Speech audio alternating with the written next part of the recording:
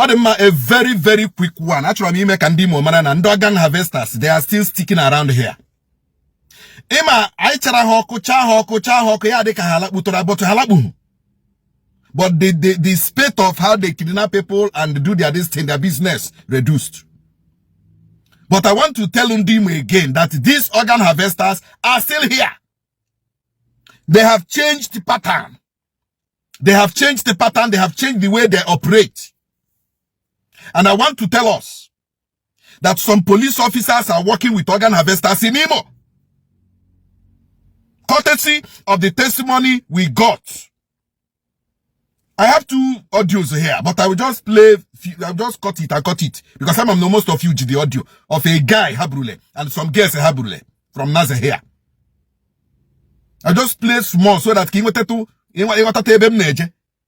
because according to this guy, the way in the police she killed the guy Buhana that boss Imo, go shooting all personnel. Go shooting all personnel. I told you that organ harvesting in Imo, here an organized crime. Police in there, security men on there, doctors on there, the drivers in the keke boss on there. Here organized crime. The dibia sokwaha, and the fake prophets and prophetess sokwaha. It is an organized crime that has tentacles within the profession. Because organ harvesting is not just only a keke driver cannot do operation and bring out to kidney or whatever. They are still in Imo. And I'm the way we expose them. Even the way manachukwu kikabia monyem nefe. Ordinanum nefe. Aga he kweki here mem in exposing you people. I'm a plan unu. I'm a plan unu plan galano so for something bad. In the organ harvesters in Imo. I have seen it. Ejile mi ebuhele. I'm a plan unu. But I am not chigu no unu na eme no kporo. Unu na eme no kporo. Because okika biama. Ordinane. Na nso kwa na ekperu. Aga ha ekwe ka plan ahụ work. But no ga backfire. Very soon it will backfire. And unu ga gotazi hem na ekwu.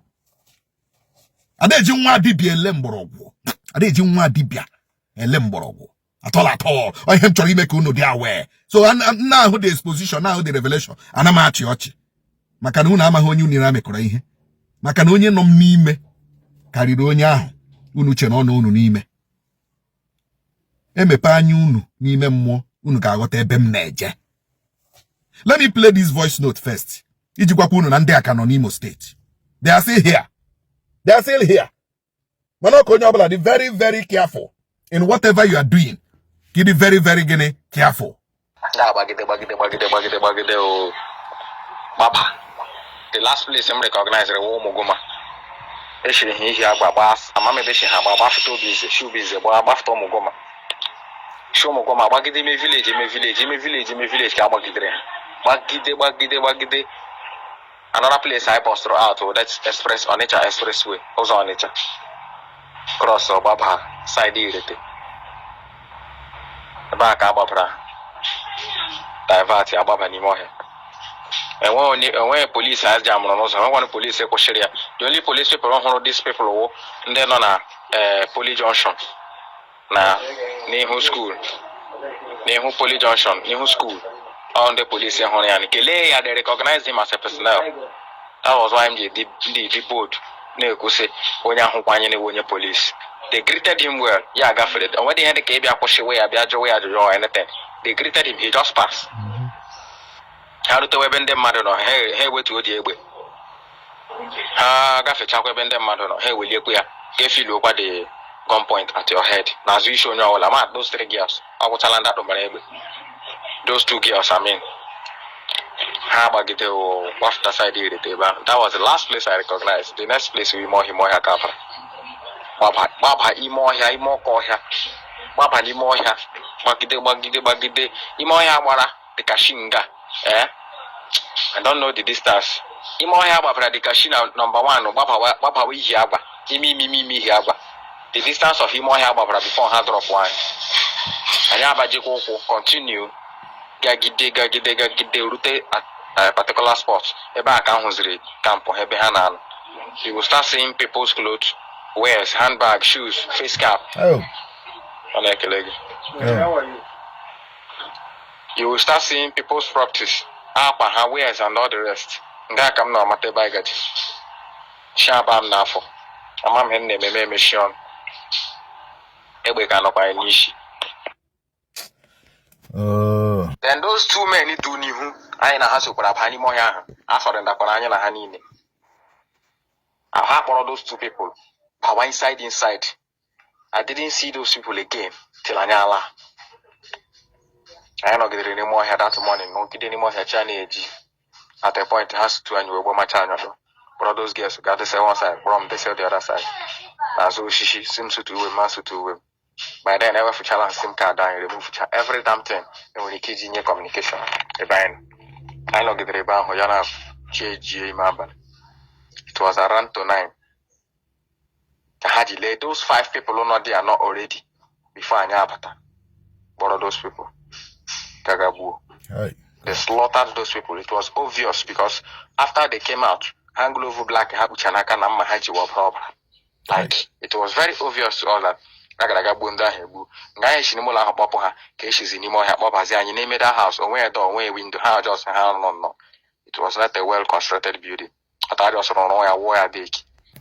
A version of the guy here Mekotara direct. Then another voice. Anyone one of those guys this guy could get here. Anyone one of those guys this guy could get here. We put another voice note to Omeragene or release. So I would also like to play it so that you people will understand exactly what is happening in Imo State. But I get butchery because I again went too much time. Good evening. Previous so we buy him no. One of my nigga we they stay for Washington Lodge like this. Then kidnap him. Then kidnap him on Saturday. They organ harvesters. Nanazi na they take carry him.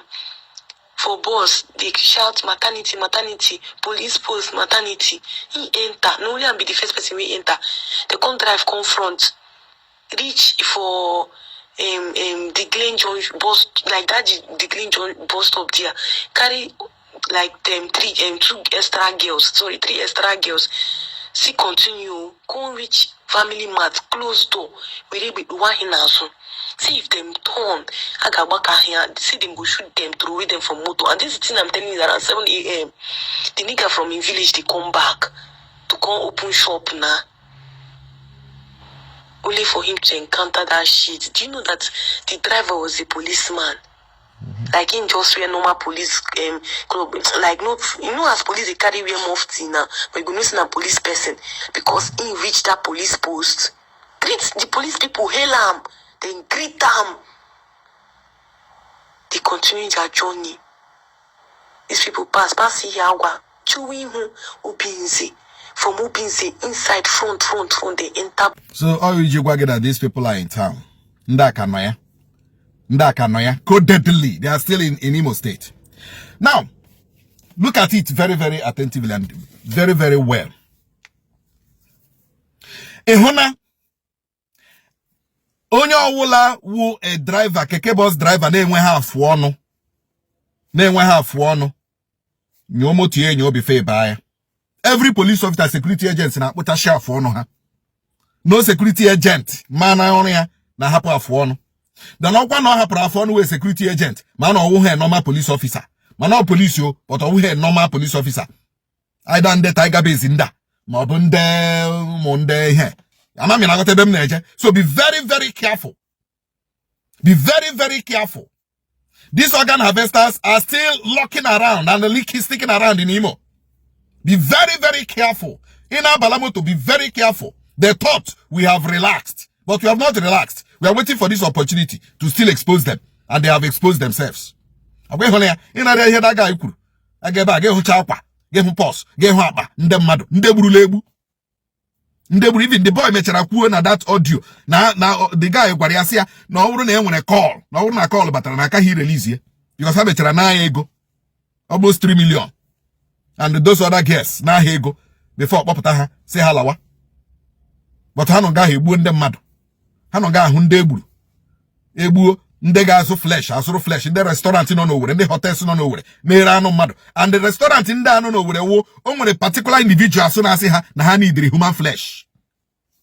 Some hostels nọ n'Imo State here na-ere anụ mmadụ to some particular guests ndị na-abịa alọji na that hotel. Abịa ha na mara na ihe onye a na-eriwa anụ mmadụ. And onye na-eshi anụ mmadụ ahụ na-adị iche. Hotels e nwere n'Imo State wo part of organ harvesting. Some big restaurants in Imo State were part of organ harvesting in Imo. Police were part of organ harvesting. Security agents, part of organ harvesting. Medical doctors, part of organ harvesting. Imo State, here we organized crime. And the Igbo State government has never done anything. No policy, no checkmate, no measures to stop it. All what I know now that they should be careful. We are like a government. We are like a government telling our people what to do, to be careful. But yet, the government has the power to protect citizens. And when Honoga, Yama Buba Wego, Ebuba Chego, Bubu Ilunu, Unu Buba Chego, Ilunu Kage Buba, Uzunu Kage Buba. That is the truth, and nothing but the truth. So, since the government of Igbo State is not doing anything for Ndimo, shine your eyes. Ndimo. Onya will guide your own way. Guide yourself. Guide your family. Be very careful. Be very alert. Be very alert. In everything security. Ekuchakwam. Okutu akam nese ekuye. Onya obola be very careful. Be very careful. Be very careful. Manamoto nwagenaba. Manaposto. Very soon I got bunu post. Ebinu naga haba keke boss. I'm going to say it here. Thank you.